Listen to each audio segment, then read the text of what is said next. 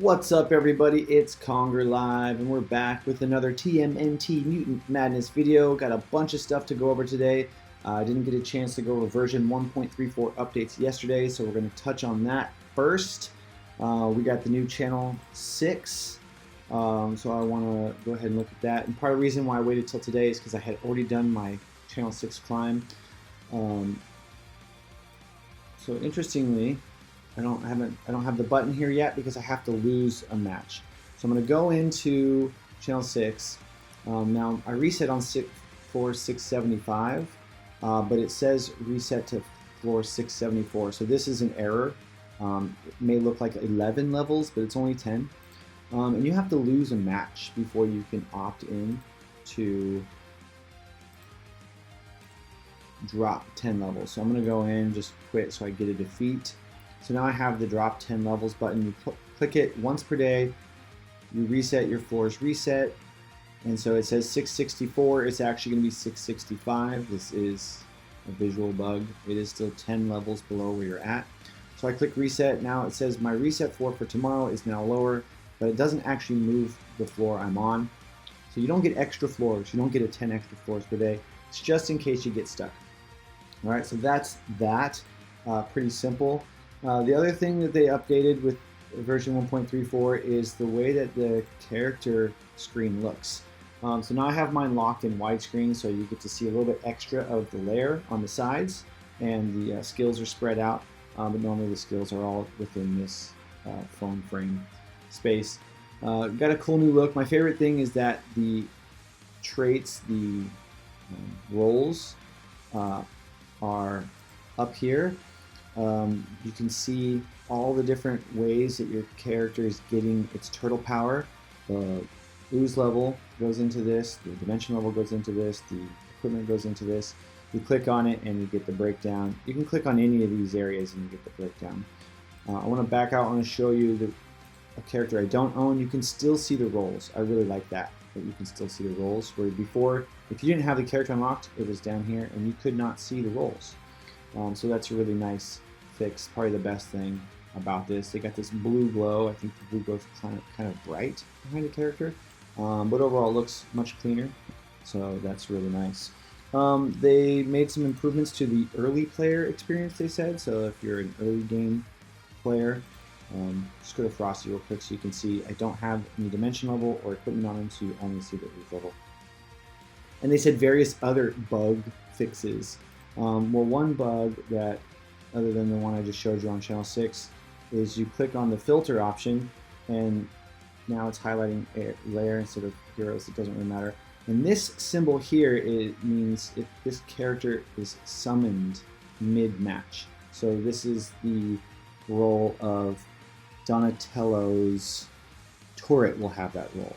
And it's possible that the Rat King might have something like that as well. Okay, so we'll clear that. Because if I go back in and you actually filter by this and hit apply, there's nothing here, right? Because you don't actually get to see that. So I'm not sure why it's there if we can't see the summoned units, although that would really be cool. They have added Rat King. We'll go over his kit in another video, so stay tuned for that.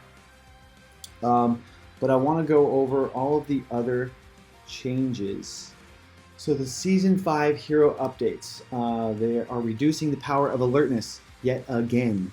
They are buffing damage dealers, which is pretty cool, and they're trying out a new faster response method for balance changes. I'm not sure what that faster response method means, but maybe they will be giving more mid-season changes. So in Season 3, they made the alertness change to several heroes, reducing the amount of alertness they gave. They did this to lower the power of multi-support teams, to hopefully open the meta up for other playstyles. However, it's clear that these changes were insufficient, and the meta still dominated by roughly the same group of heroes. We're generally capping the amount of alertness heroes can give other heroes, especially for skills that boost the entire team. Heroes that can give themselves alertness don't cause the same sorts of synergy problems, so they are not affected by this change. To reiterate what was said back in Season 3, the goal here is to make it so multi-support teams cannot be run, but rather to open up for more viable team compositions. Blaster and Brawler buffs are buffing the damage dealers. While Brawlers are a class clearly has the potential to succeed in the current meta, there are several heroes who are ill-equipped to do so, so especially focused on improving heroes that were nerfed in previous seasons and did not recover. For Blasters, they are having a harder time being relevant now, so they're experimenting with buffs on a few of them this season. Hopefully we can expand more Blasters in future seasons. So it looks like the meta is going to change, and this information is really important for us building our new tier list, which is going to be coming out. It may be late because there's all these changes happening here at the end of the month before the beginning of the month.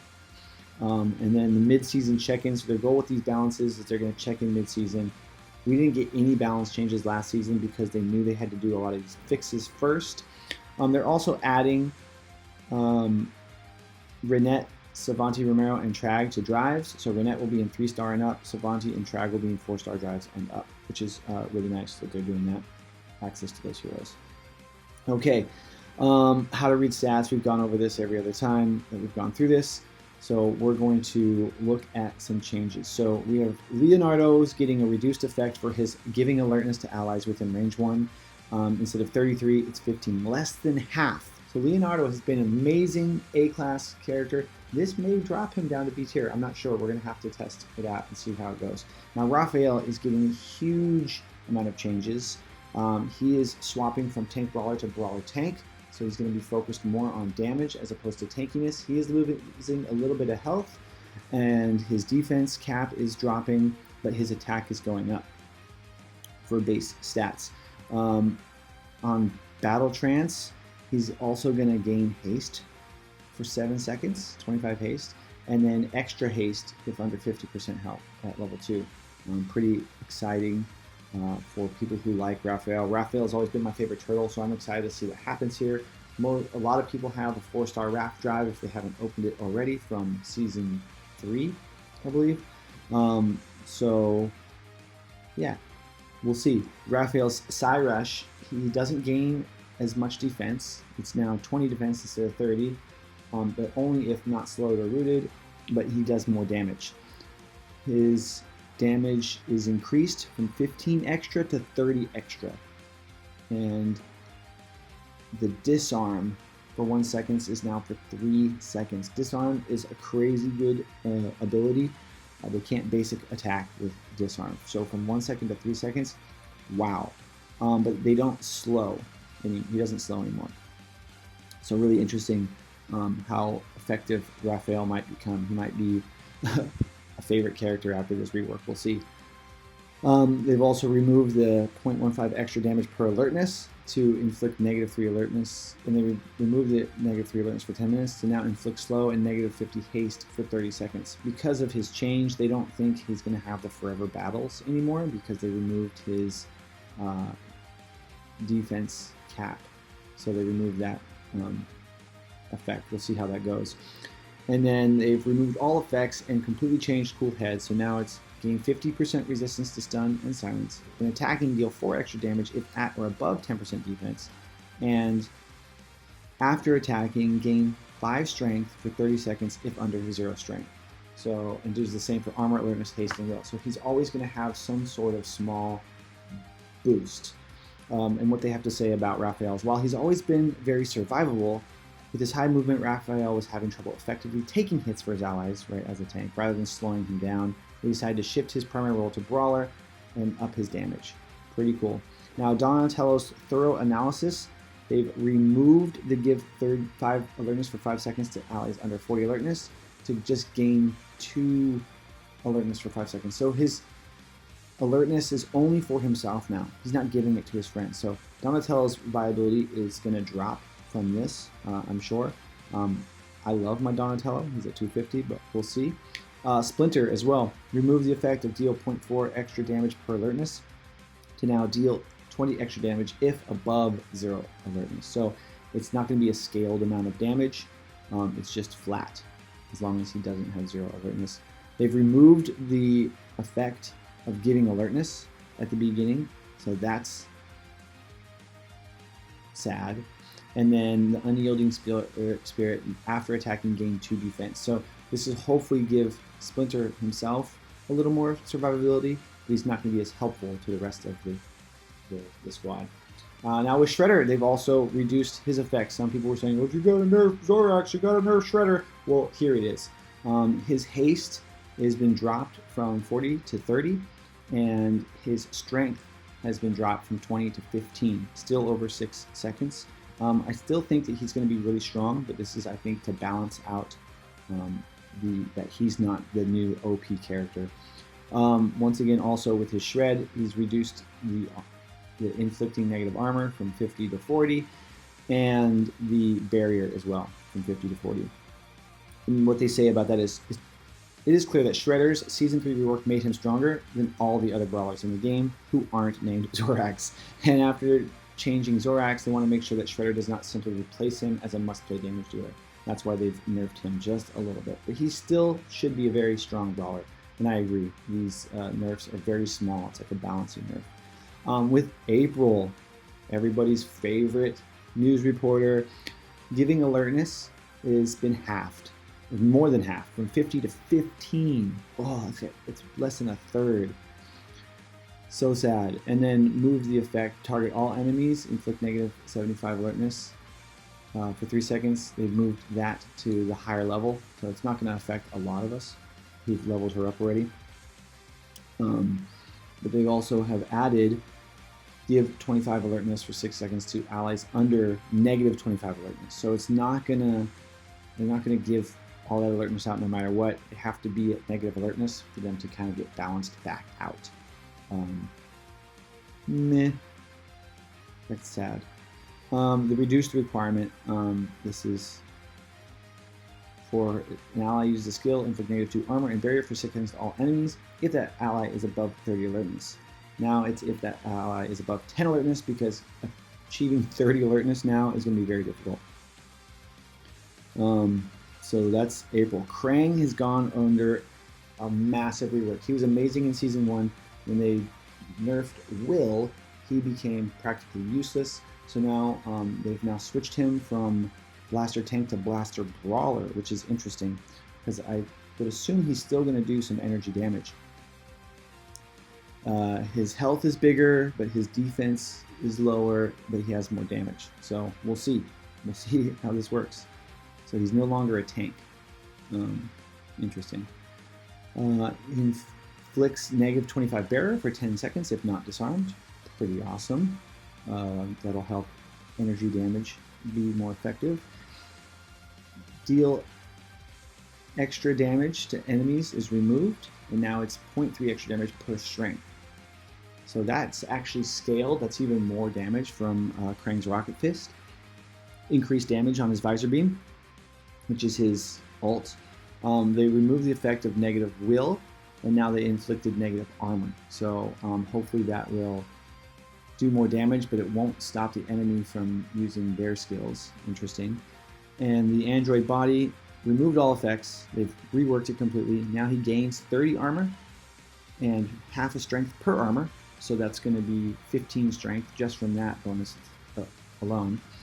And then he gets 10 extra armor and barrier per 20% health, up to 80%. So this can be up to 40 armor and barrier bonus, depending on how healthy he is. So early match, he's going to be more resistant and durable. And as he loses health, he will lose his durability. Pretty interesting there. And then Genius Warlord was also completely changed. Gain 12 focus per non-summon ally, because summoning is now a thing. And he will gain 6 will per non-summon ally at level 2. So the will bonus there may be hard to get. I think that's the level 250. So while it was necessary to nerf Krang in Season 2, it was clear that the new version had some fundamental identity problems. Blasters and tanks have in many ways opposite strengths and limitations. Rather than just increasing his power and risking the problems he previously had, they decided to swap his secondary role from tank to brawler. That way he could give back to his high damage without needing to put a large focus on survivability as well. Baxter, they just renamed the skill from Energy Rope Gun to Energy Coil, and from Rope Gun to Coil Blaster. Just renamed for Baxter, no real changes. Irma, another huge rework. This is insane how many big changes are coming in just a day from now. So she has more range for her anti-polarity field. Increase the effect to negative 40 strength and negative 60 focus for 7 seconds. Wow, that's huge. She may be an amazing character to use. She already got better when they fixed her bug, but this may make Irma very, very useful here. It looks like they did remove the negative 20 extra strength and change an effect from plus 40 focus to only plus 10 focus per hero at range 3. So she could end up getting plus 50 focus. No, still only 40 focus. So a little less damage output there, but reducing the effectiveness of the enemy. That's interesting. And then change the effect, gain 7 defense per enemy hit to gain 7 defense per hero at range 3. So making sure that she's staying further back is what that looks like they're doing there. And now she's going to inflict disarm for 3 seconds. Amazing. Completely changed repelling force. Removed everything, added the effect, deal 2 extra damage per hero at range 1 of the target. And added the effect, negative 30 haste to enemies at range 2 if not stunned or silenced, and gain 30 haste per enemy at range 2 if not stunned or silenced. Wow, interesting. I really want to see how well Super Irma performs now. And metal manipulation, the last one, is increase the effect to gain 15 armor and increase the effect to gain 10 armor at range 2, 15 per other hero at or above 10 armor at range 2. Wow. So Irma's requirement to be at close range to take maximum advantage of her skills was clashing with her role as a ranged character, right? So instead, she now benefits when a lot of heroes or ally enemy are clumped up together. She should still be more effective than your average blaster when she has to fight in the lead, but her skills still provide benefits when she is at range. Yeah, Super Irma looks like those changes are amazing. Now, Napoleon, well-needed changes here. He's been at the bottom of the tier list ever since day 1, basically. Even when they reworked him, he was just not effective. So they've reduced his cooldowns from 9 to 7 seconds on the Snap Strike, and increased his damage, and increased the amount of negative armor that he inflicts. They've also increased his damage on level 2 to rooted and slowed targets. Good. We need some more damage out of Napoleon. Leapfrog has changed the effect. Target enemy at range 1 inflicts slow for 1 second is now target all enemies at range 1. Inflicts slow for 6 seconds. Slow for 6 seconds instead of 1 second to everyone instead of one target. Wow. Pretty awesome for Leapfrog there. And then he's now going to gain 40 defense if not rooted or slowed. So making him more survivable with that and more effective with Leapfrog. And then they've made it to where he gains will per enemy at range 2 for 6 seconds. So he'll be able to get his skills off more often. Steeler fan, come back! Steeler fan, come back. Napoleon's reworked. Get that 5-star Napoleon out. Inflict disarm is now for 4 seconds. Inflict negative will has been doubled. Gaining haste has been doubled. Wow. Negative 10 defense instead of negative 4 with thunderous lashes, and negative 10 again instead of negative 4 for the increased effect. And then they've changed his bully whip to inflict negative 5 alertness and negative 2 will for 6 seconds. So more will and for longer. Wow. But they did reduce the duration of the alertness and will for 15 seconds to only 14 seconds. So I'm not sure why that won, but probably because of what they're trying to do with alertness. Like, yeah, he might be too powerful for 15 seconds. Let's make it 14. Okay, 1 extra second there. Would mean a lot. Genghis also gets a huge rework. These punk frogs, excellent. With Genghis, of course, he was fairly good season 1, and then he fell off.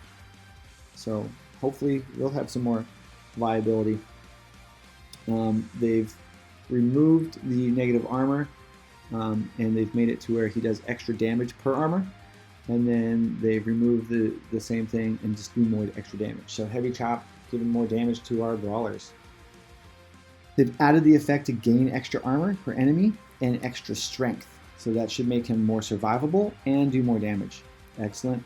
Change targeting, so Genghis can now target the tile he is currently standing on to hit the enemies he is already next to with his X-Spin. That's great because he always had to move, which was problematic. It's sometimes where he was at was the best spot, so that's really cool. And then they've completely changed his cleaving strikes, so now it deals 0.1 extra damage per enemy armor. So the higher armor they have, the more damage they do. That's great. That's like an armor shred. And then Genghis and the target deal 3 physical damage, all other enemies. Nice. And after attacking, gain 2 defense per enemy at range 1. Wow. So really adding to his survivability. And Swamp Protector, they changed it to gain 50 haste for 3 seconds. So instead of 10 haste for 10 seconds, 50 haste for 3 seconds. So much faster for a shorter period of time. What they had to say is Genghis had previously had a weak identity based mostly around countering armor. We were shifting him to instead be good at fighting while surrounded. We reward him for jumping into the middle of the group. Right? He's no longer forced to move out of the perfect spot to do his axe spin. Great. Zack. He now inflicts negative 24 defense on his trick shots. He gets more haste and more defense from his hoverboard escape. His Star Cruiser flyby has been completely altered. Looks like he inflicts negative 90 defense and negative 15 barrier. Wow. Removing that extra damage. And then removing the negative barrier from level 3 to stun rooted to now adding 15 extra damage per hit. Okay, so they basically moved the skill, but they did change it slightly. Okay. And then getting negative defense, negative barrier, so he will hopefully do more damage. Neutrino laser tech has been altered completely. So now he gains focus for 60 seconds if there's no enemies at range 1. Then that will stack on his basic attack. And gains extra focus if there's no enemies at range 2. So the further away he is, the more range he has, the more focus he's going to get, which is going to be more damage. And for 60 seconds, that's a long time. That's like a permanent stack. Wow. That sounds pretty awesome. And then the added effect of dealing 3 extra damage if at or above 30 haste, and 3 extra damage to targets that are stunned, rooted, or slowed. So he's going to do really well with someone who also gives out haste. I have to go through and change, oh my goodness, my spreadsheet with all the details for these characters. It's insane. Okay.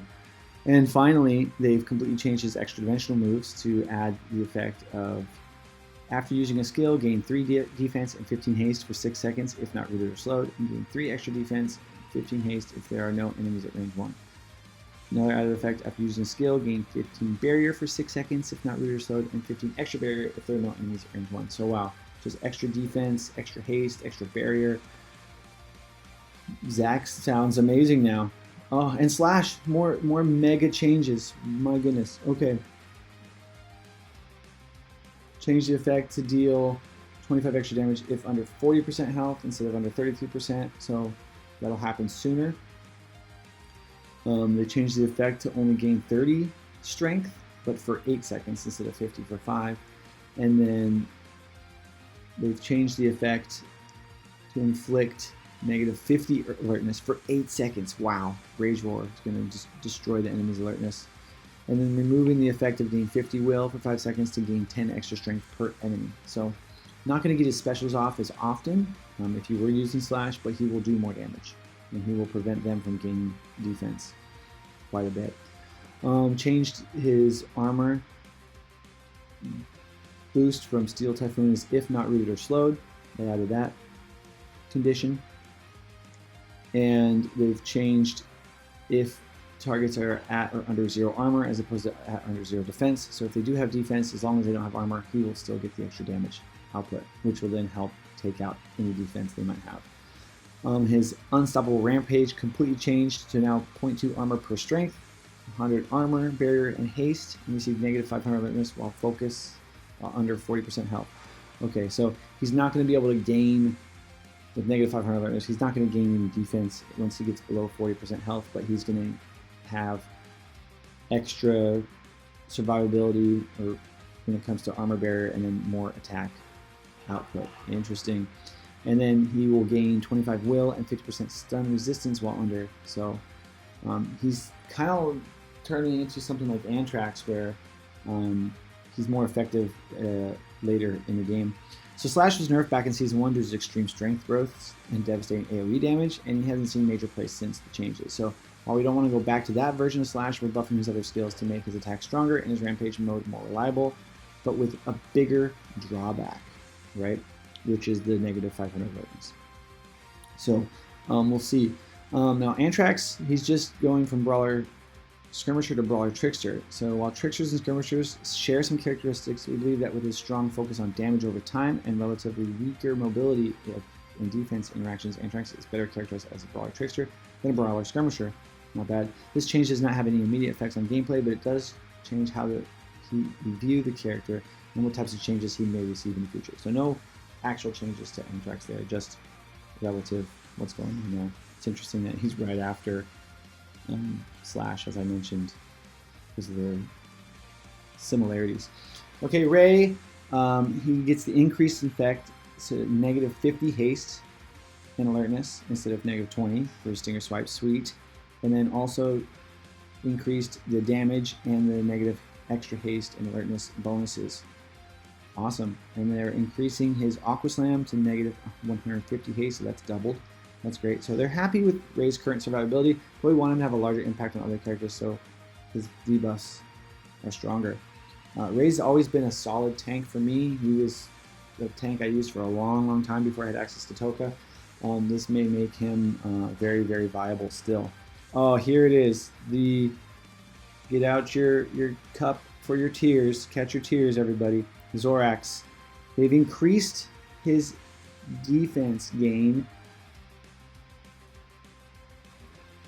Extra defense per target hit.